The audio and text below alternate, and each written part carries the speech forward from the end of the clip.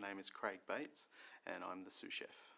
The head chef has his roles. I'm next in line to that, so he basically looks after the more business side of it, whereas I look after the day-to-day running of the kitchen itself, which entails all the kitchen rotas, ordering of food and basically running the kitchen itself, as well as doing my own cooking and everything like that as well.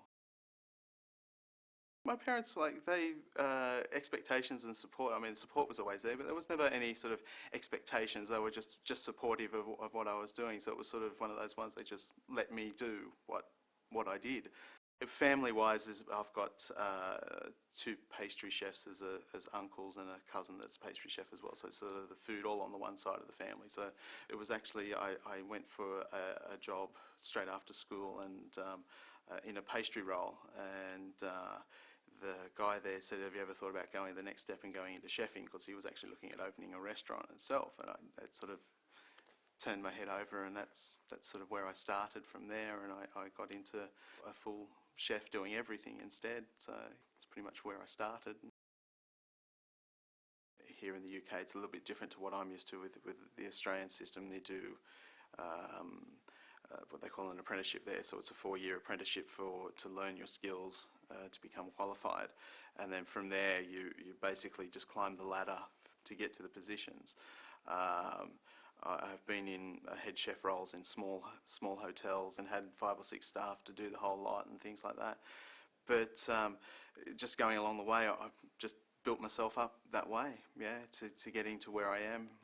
Basically just coming to the UK was to more or less just push who I am and what I want to do, and try and see the difference basically between Australia and the UK in how it works, and get experience, and that's what it is, yeah. People-wise, I mean, there's various sort of people that you look up to and aspire to be like in cooking or chefing circles. There's some great English guys, a lot of great French guys, there's a couple of Italian ones and a Spanish guys that I know that are really, really good, reading their cookbooks and things like that and going through.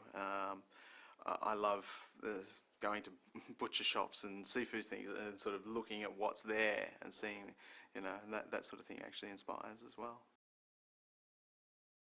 Cooking at home, yeah, I do cook at home. It's sometimes you do get home from work and you get there and you just think, no, but the moment you open the fridge door and spot something, you think, yeah, that's it, and you start doing it.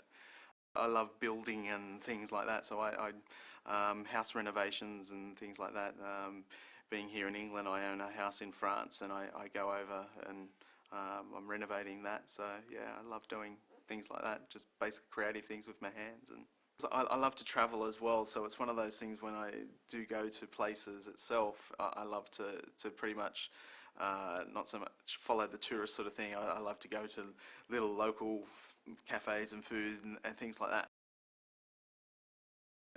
Ambitions for the future itself would, I mean, obviously to go from being a sous chef to a head chef in a good sized hotel as well, like this one itself. I mean, yeah. So yeah, that's probably the next step. Always would love to have my own restaurant.